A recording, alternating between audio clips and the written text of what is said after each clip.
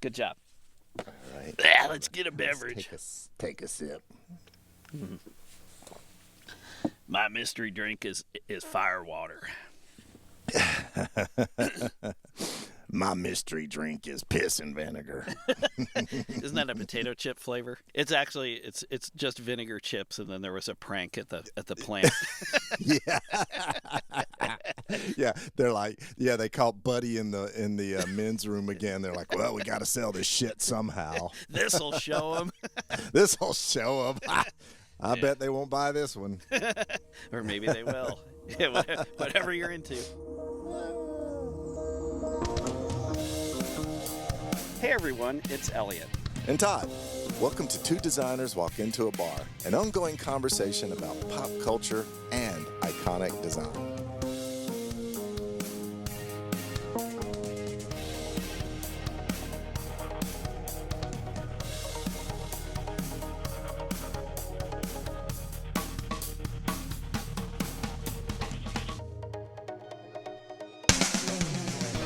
In our new season, we're stepping back in time and into a neighborhood watering hole to rub elbows with Gen X as they're coming of age, drinking age. We could be lounging at a dive in Seattle or maybe checking in at a combo bar/cyber cafe down the coast in San Francisco. Wherever we find ourselves, we'll be here until the band starts passing the hat or we're kicked out for freeloading. So ask the bartender for a slightly cool Olympia and see if they have any slightly warm pizza rolls. And pull up a seat between us and the flannel-clad regulars here in the bar. Okay, Todd, let's plop down on the couch in your favorite record store or skate shop for a few minutes. It's time to relive the end of the 80s and begin a new decade of cultural change. Yeah, I was wondering kind of what happened here in the bar. It's kind of covered in flannel, and everybody's drinking a PBR. What's up with that? Okay, so this is going to be a series consisting of 4 episodes as we think about Gen X. So the first one, this episode, is going to be about some scene setting, okay? Okay. We'll get into advertising. So how are these people being marketed to?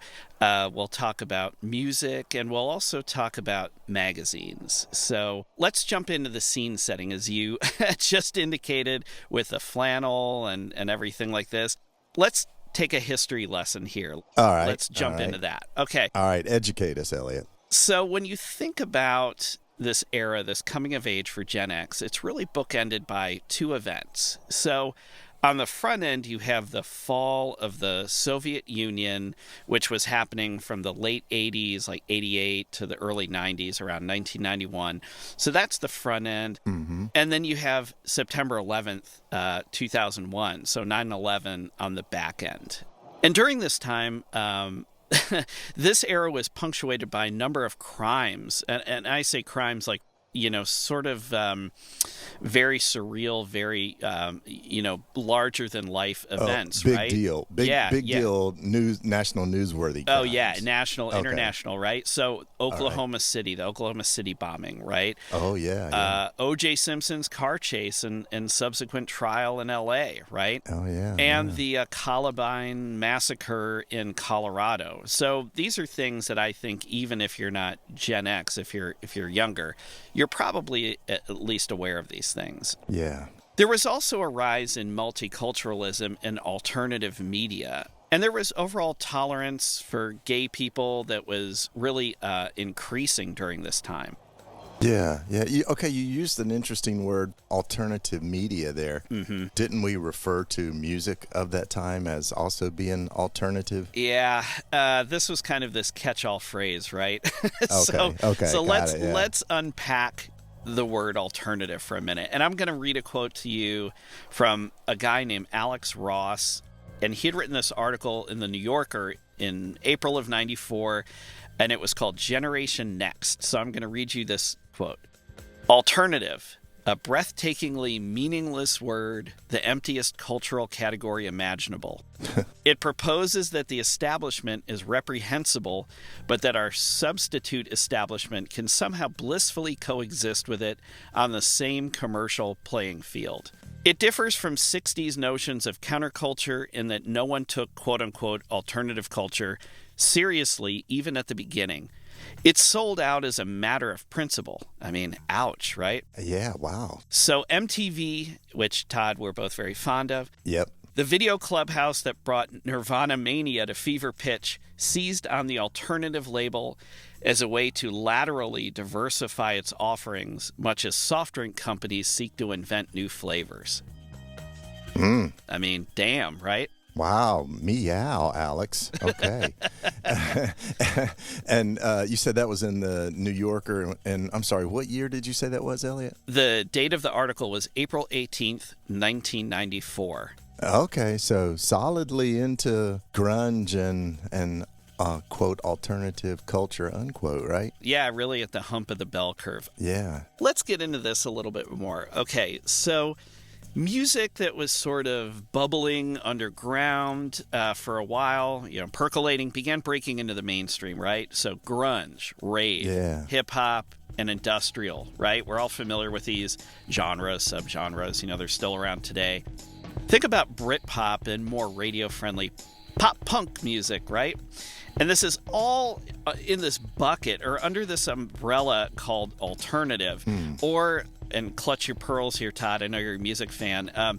What about the goofier moniker that you still hear today, modern rock? I love that. Like, that's descriptive of what absolutely makes it not nothing. modern? Yeah. There's classic and then there's pop, right? And that's what you have there. So in terms of fashion, right, we love fashion. We talked about fashion with New Wave. Depending upon who you ran with, you were sporting flannel, streetwear, or some combination of the two. Unless you were a mall rat, and then, of course, you had to rock those acid wash jeans, you know what I'm talking about. Yeah, forgot about that. You know what I'm talking about. Sure. When you hung around the mall, you and I think we're at different malls. Let's put it that way. Yeah, okay. That might be the case. So there were lots of startup and small record labels as well, right? Getting into this alternative music. So one descriptor might be that, it's not Warner Brothers or whatever. It's a smaller, indie label, right? So Lollapalooza kicked off the U.S. music festivals in 1991. And that really was when alternative broke because it toured the country. It was this bill of all these different bands that people maybe had seen a T-shirt for and maybe heard of. And now it was breaking free to a much wider audience, right? And chances were good that you went to a chain store, often in the mall, Todd, with so you your were acid picking up wash your jeans. Yeah, with your that's right. And that's where you were getting your music and buying concert tickets, too. Ticketmaster, there was no internet. There wasn't any iPhone. You had to go to a counter at a department store or maybe swing by something like a Tower Records or a Sam Goody or something like that. Technology was also rapidly changing. We had CDs. Todd, it wasn't cassettes anymore. I know. And it became increasingly central to our lives, right? The media theorist Neil Postman actually wrote a book called Technopoly in 1992. So again, right during this sweet spot. And he eerily forecasts a lot of the things like algorithms that have now obviously become central to our lives. Yeah. Elliot, as you mentioned, we're about a decade apart in age, and you were probably wrapping up your undergraduate degree about that time. I think I was starting my graduate studies at Syracuse around that time.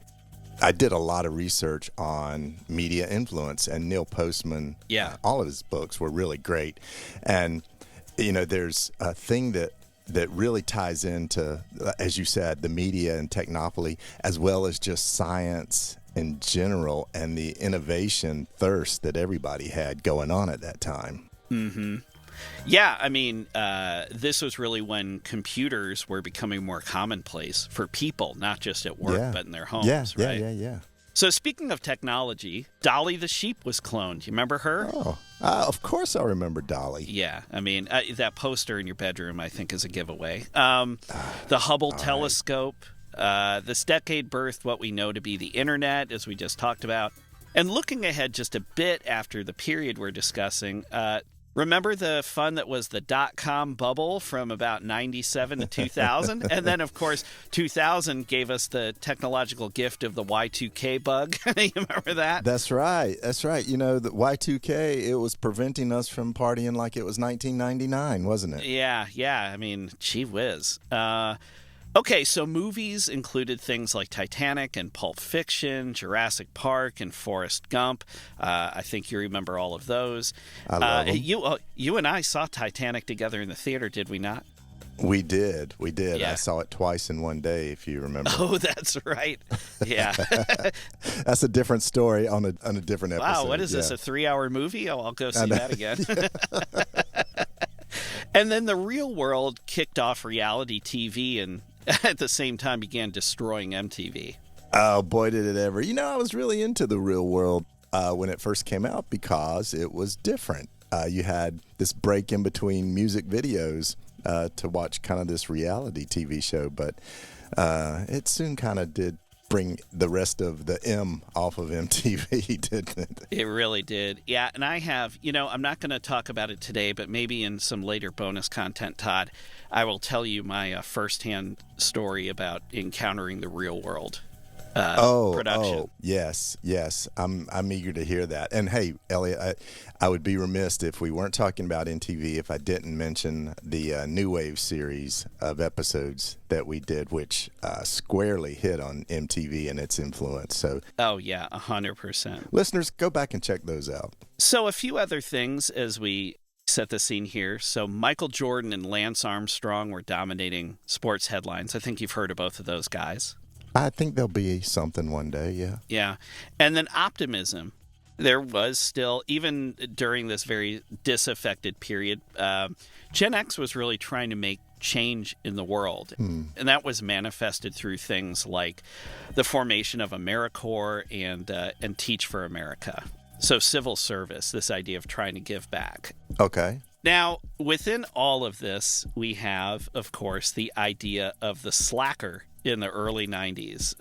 So think about movies like Reality Bites, the Ben Stiller film, and then the Richard Linklater film Slacker, which I first encountered in college. I think I encountered it on a bootleg VHS tape, which is, again, perfect. Perfect, of course. Because I went back not too long ago and I watched it again for free on YouTube, naturally. And a few things stood out to me watching it in modern time, because this is a 30-plus-year-old movie. You going to hit us with a couple of those? I'm going to drop some knowledge, Todd, as the kids say. Here we go. The first thing I thought about is this is very of the era. So the people in the movie, these characters, and it's, for those of you who don't know, like it's kind of a plotless sort of movie that hands off from one character to the next. So the characters in this movie, they have zines, they have homemade T-shirts, etc. Like all these things that were really happening. And to be honest with you, a lot of things that I still love today,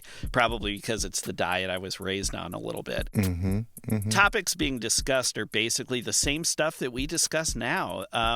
The only things not mentioned are the internet and social media. This was, again, in that time before either of those things had been created. And there's actually one scene with two guys talking, and one of them is obsessed with TV and the moving image. And he eerily predicts this desire to record everything to watch it again later. So, yikes. Wow. So it's very prescient. Wow. Yeah. Really looking into the future there. I haven't seen the movie in forever, so I'm not recalling that. But yeah, kind of nailed the future. I'm happy to send you the YouTube link. Okay. I want a bootleg YouTube link. That's right.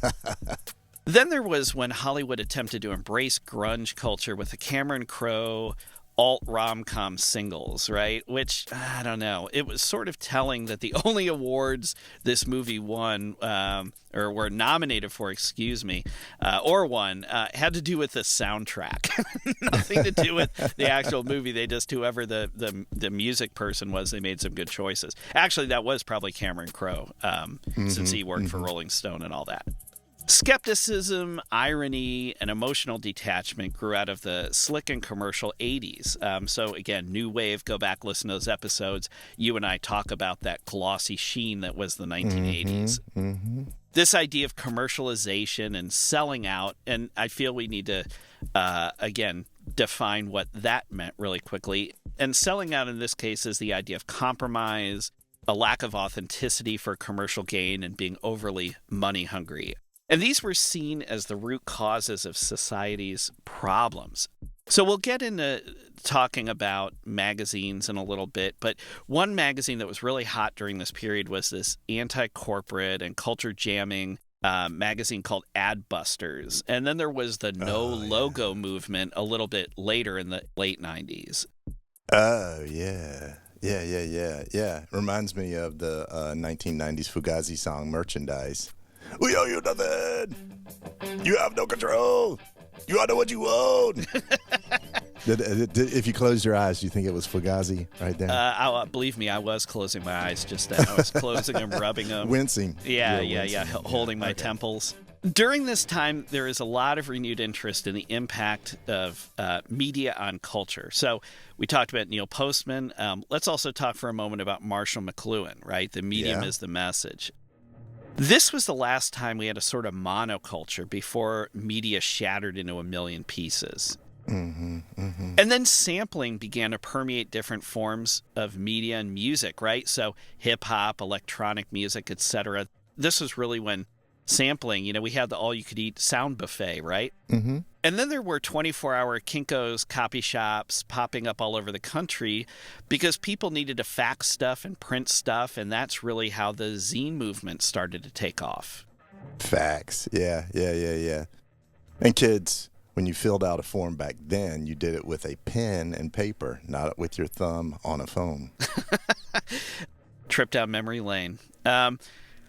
So this ubiquity led to posters and flyers, zines, zine culture, the precursor really in a lot of ways to blogging. Yeah. The DIY sloppy aesthetic. So think of the designer Art Chantry and his design work for, among other things, the Seattle alt weekly The Rocket, or when he was doing work for Sub Pop Records. And then getting a little more slickly produced, there was a magazine called Big Brother that was a goofy update of the sophomoric and sexualized National Lampoon magazine idea. And we've talked about National Lampoon back in our Ghostbusters episode, right? And there's also a Hulu documentary about National Lampoon as well that's worth checking out. And then Grand Royal was a magazine from the Beastie Boys and their record label of the same name. So you had even bands as well as, again, skateboard companies and individuals. Everybody was sort of putting out these magazines of different scale and quality. Yeah, it struck me at the time, and now looking back, even more so, we were, brand was starting to really help you identify your tribe. So if you were into the Beastie Boys, you also had to be, into the Grand Royal magazine and so on. There were just more cultural touch points around an artist, if you will, at that time. Yeah. And you say touch points, and that's really, really good because it was also like tangible stuff, right? Yeah. So you were still buying, really at this point, CDs, maybe, some people were buying cassettes, vinyl. This was like sort of when vinyl was flying right into the mountain. There's a lot of stuff that really wasn't getting released on vinyl at the time. So you had to have these different tangible things for folks to consume, right? The concert T-shirt, the zine, the poster, the this, the that. We began to see the sorting of the alternative crowd into different subcultures. So, for example, the Riot Girl movement. You remember that? I'm sorry, what was that movement? Girl. Okay, yeah. Okay. Maybe said slightly differently than I'm saying. All right, yeah. I'm sorry, Elliot, one more time. What was that movement? Girl. Okay, Riot now I got girl. it. I got it. Or got it. I can't do like a guttural. I know this is hard for everyone to believe. I am not, in fact, a Riot Girl. So you're nailing it. Okay, stuck the landing. All right. Also, more mainstream magazines with names like and blah, blah, blah were appealing to the disaffected and the disengaged. Okay, Soda, anyone for our readers? Remember that episode? Oh, gosh, yeah. It really was a magazine version. It's almost like you wanted to roll those magazines into a tube and put one in your mouth and then shotgun an OK Soda through the other end of it or something. But there were also high production values. This was a golden age of magazines. So there was wide distribution, a bunch of interesting formats, funky print techniques, lots of advertisers. You know, folks, before social media, magazines were social media for advertisers. It was the main way that you reached Gen X. Talking about design for a moment, while there was a digital workflow in terms of desktop publishing, this wasn't really the case yet with photography or video. We were still using film, we were still taping things. And then arcade quality video game consoles just began getting traction with games like Street Fighter II. And I have a very quick story. I remember Nintendo visiting my college for a week. They had a huge tent that was inflatable, and they had all the games. The tent looked like an NES system. Oh, wow. And campus activity ground to a total halt. I mean, the UFO landed, and it sucked everyone's brains into it. I can only imagine. Oh, yeah. I can only imagine. And then on the design side, there was an explosion of custom typefaces and lots of experimentation. And these things needed a home, and found one in the industrial and electronic albums, along with all those magazines that they were profiled in, because people, you know, again, had alternative tastes, and so they had a higher tolerance for things that were visually interesting. So a lot more experimentation was happening then on the design side. Absolutely. Yeah. Well, okay. Speaking of lots of experimentation, we should see if the bartender can whip me up a mystery drink. The bigger mystery is when you're going to pay our tab. Here we go again. Okay. Yeah, right. Go ahead. Oh, sorry. Before I forget, I'll take a mystery drink too, as long as you're up there. We'll be right back.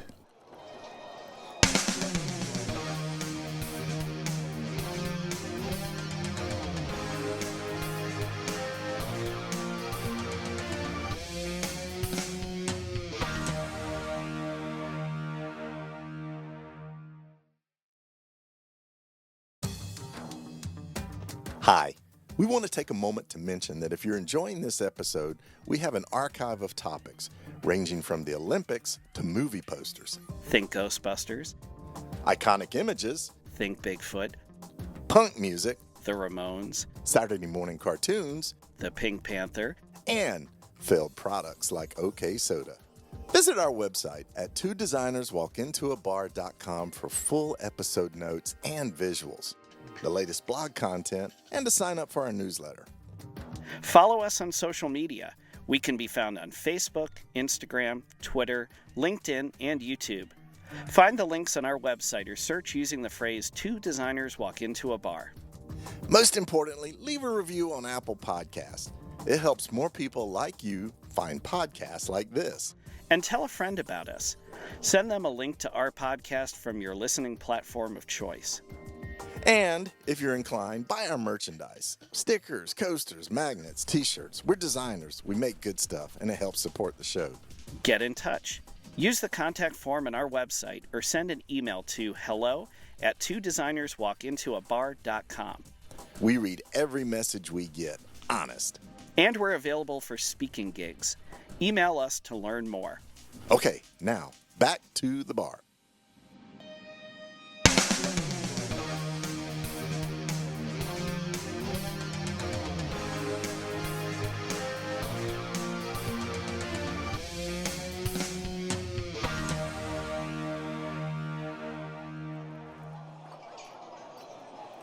All right, welcome back, everyone. And I did enjoy the mystery drink, as a matter of fact. Thank you for suggesting that we get two of them, Elliot. And now, since your whistle has been wetted, Yes. You mentioned magazines. Let's talk a little bit more about printing. So I know at the time that design craft was a huge focus.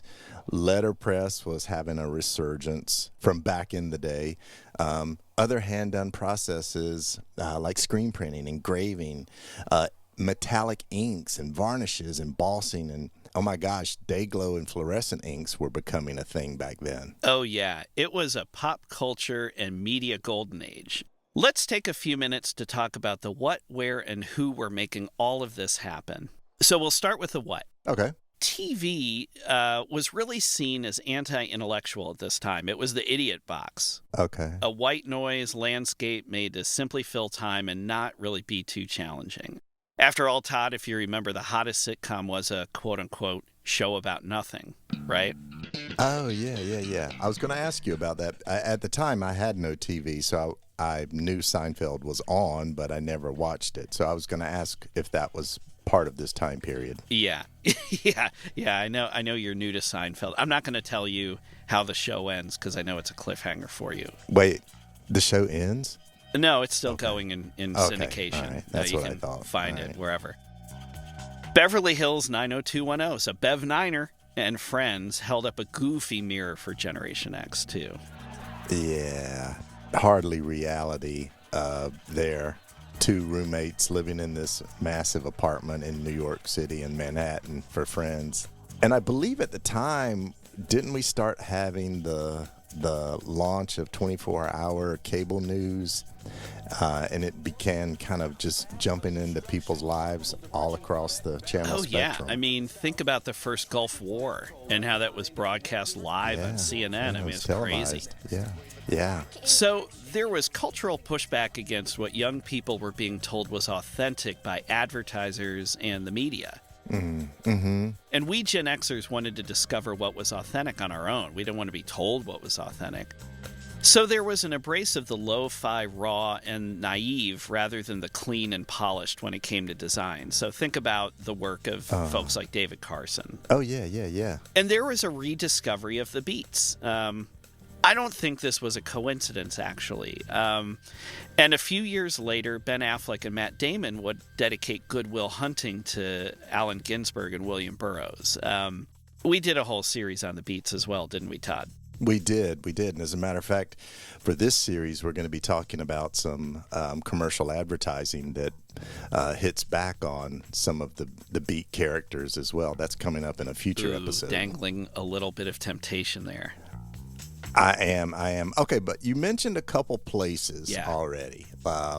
You said Seattle was sort of the place. Oh, yeah. And then San Francisco. Tell us some more about those areas. You mentioned two big ones. So let's start with Seattle. Okay. Seattle was really ground zero for the grunge movement.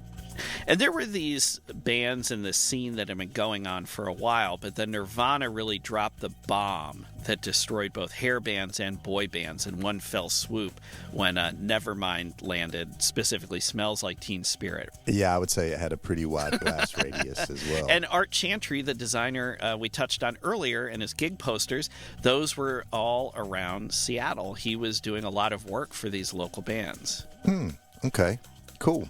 I love his work. Oh, yeah, me too. And then we have San Francisco and the general Bay Area, right? So this was the seat of Wired Magazine, which is still around. Pixar was started during this time, and really started to get a toehold. And then, of course, cyberpunk. But this tech edgy stuff, this pushing the envelope, was also coupled with this very new agey yoga tendencies that were left over from the Beats and then later the hippies. I was fortunate enough to spend some time out there when I was in college doing a couple of internships, and it was really an interesting study in contrasts. Yeah, I can imagine. Yeah, I did a couple visits during that time, but I never lived in it. But it was pretty well known. Like, you still had the free spirits of the Bay Area, but it was turning into Silicon Valley, and tons of money was flowing into that area. So it had to be like this real sort of juxtaposition of culture. Yeah, I think there was this kind of techno-optimism at that point, right? Yeah. So let's go a little bit further down the coast to Los Angeles and Southern California. Of course, you think about bands like Red Hot Chili Peppers and Jane's Addiction, both of which are actually touring this summer. We have pop punk and alternative music on a bunch of indie labels like we've been talking about. And then, of course, we have the rise of labels like Death Row and gangster rap. This is on the West Coast. And this begs the question, was Tupac a tragic poet figure like Kerouac? Well, that's a really good question. Could be for the West Coast, but, here on the East Coast, we had our own tragic figure with Biggie. Oh, yeah. Right? So let's talk about that. Let's start with New York. All right. New York, of course, is the East Coast of the rap rivalry, right? Yeah. Hip-hop did what jazz couldn't, becoming the best-selling musical genre by the mid-'90s. Yeah, and like you just mentioned, home to Bad Boy Records and Biggie Smalls, right? And then we had this controversial movie, Kids, that was set in New York City about a bunch of people in their late teens, early 20s, basically just being hedonistic and doing whatever the hell they wanted. It was crazy. Take a shower after watching that. Yeah, it's kind of rough. Let's go to the Midwest and let's talk for a moment about Chicago. Okay. Lots of underground clubs in Chicago and in Detroit, really this whole upper Midwest area. So think about industrial music, right? Bands like Ministry, or house music with DJs like Frankie Knuckles. And then indie rock with bands like Liz Phair or Jesus Lizard. Oh, man, yes. Indie rock. As you said, there were lots of indie labels that were popping up, and bands were being signed left, right, and center. Oh, yeah. And I would say you can probably thank Nirvana for a lot of that, too, because one thing record companies were good at is trying to mimic what other record companies had been successful with. So they were popping up bands everywhere. And I would say everybody had at least one hit at that time. Kind of like the new wave, Eric. Well, it's funny you say that. That's exactly what I was thinking, because just like New Wave, a lot of the bands, you had these A&R people going to Seattle, and they would just sign bands based on their looks. It wasn't oh, I love your music, or when is your next album dropping? We'll help with that. It was, these guys look like grunge, and so we can get them sold. Yeah. They're like, well, 3 of our 4 members are addicted to heroin. Perfect. That's right. What's wrong with that 4th guy? Well, get that 4th one replaced. Ringo, find another job. So let's travel a little bit farther south from Chicago, and let's go down to Austin. So we had just talked about Slacker and Richard Linklater. So that was this little $23,000 budget movie that took off. And South by Southwest was also started around this time in 1987 and was really starting to hit its stride in the early 90s. So the Austin scene was also spinning up. And we, I think, Todd, would be remiss if we did not hop across the pond for a brief moment and talk about the UK and talk about all these bands that were coming out of art schools. Okay. And the Hacienda was a nightclub and music venue in Manchester, as we know, owned by Factory Records, New Order's label. Okay. And then it became famous during the quote-unquote Madchester, so you've probably heard that phrase, the Madchester years of the 80s and the early 90s. And then Britpop was really this across-the-pond answer to grunge, because grunge was truly an American thing. Right. But the British had bands like Oasis and Blur and Lush and Suede. Oh, right. So a little bit more polished, I would say a little bit more British, well... Maybe melodic, a little bit more melodic. Yeah. A little bit more Beatles influence. Yeah. Oh, really? Oasis? Well, you're going out on a limb. Yeah, you think? Yeah. I know. Which is interesting, though, just for a second, if you think about it, like grunge now, in the rear view mirror, we look at it and we're like, well, it's punk. Punk was a thing in the 70s and it came back in the 90s.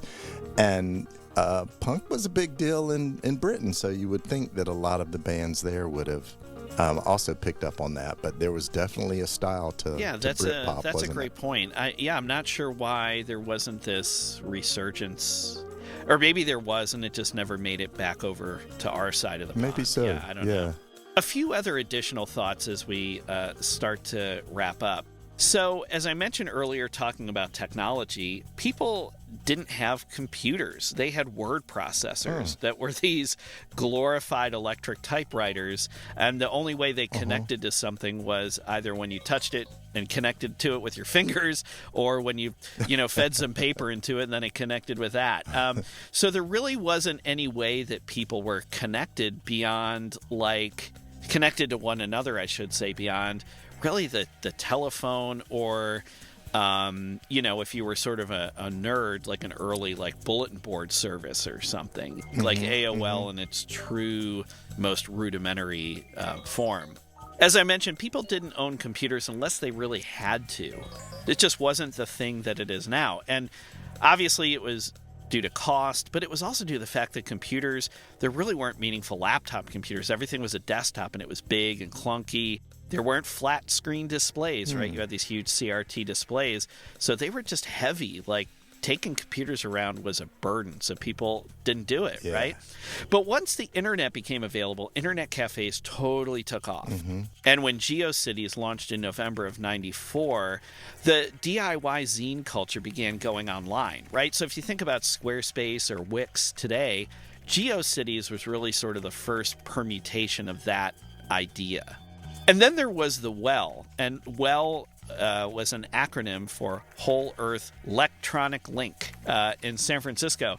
And going back to what we were just saying about AOL, the WELL was really the first burgeoning virtual community. Okay. And it had begun in the mid-'80s. So basically this BBS or bulletin board service. Okay. I remember in the mid-'80s, mid to late '80s, Steve Jobs said something to the effect of, in the future, everyone will have a computer in their home. And at that time, what we knew of computers, they filled rooms. And it really is kind of sounding like it was happening 10 years later. Personal computing was starting to be a thing then. But I remember how absurd it sounded at the time. We're like, oh, God, like who would want one of those in your house? We didn't envision that the future was going to be connected by the internet and have these smaller laptops. Sure, absolutely. It was sort of like, why would I want this thing in my home? What am I going to do with it? Yeah, right. Which is interesting because, it sort of put the power in the people's hands at a time when there was a lot of sort of growing dissatisfaction with commercialism and the rise of irony, like everything was ironic. Oh, 100%. Right? So it just seemed kind of funny at that time. Ironic detachment. Yeah, there you go. So I had started talking about the connection of laptops and the internet and during an age of sort of abject commercialism, rejection, and irony to lead you into the Onion. You teed it up so perfectly. I love the Onion so much. Well, must not have been too perfect. Where do we even start with the Onion? Well, we in our Great Books episode, I talk about how my house is on fire. I'm pulling out my Our Dumb Century Onion book. So that's right. Right. Grandma, sorry, but the book's coming. Telling your family to throw the book out to you in the lawn. Just toss it out. Family Bible, I don't need just that. Toss it out. But so the Onion, obviously everyone's favorite satire newspaper, was a true newspaper at this time. It was being printed and growing in power as a result. Then we also, fashion-wise, Todd, you alluded to the acid wash jeans earlier. Yes, yeah. So Guess jeans, cross colors, these interesting wardrobe choices if you shopped at the mall rather than at a thrift store, right? If you were grunge, you went to the thrift store, and if you were trying to, be a b-boy or whatever, you would be going to the mall. Yeah, or, if you were kind of confused and didn't know what culture you were in, you would go to both and just try on whatever scene you were in that day. Wait a minute. Speaking of scenes. Yeah. How about we talk a little bit about the advertising scene that was happening at the time? Can we do that next time? I'm getting a little tired. From all the talking you've been doing? No, from me trying to get our bartender's attention for you. It's like he doesn't see me or something. I wonder why he doesn't see you. Okay. But what do you think we should do about that, Elliot? I think you should go have a word with him. And while you're up there, get us our next round. See you next time, everybody. Take care.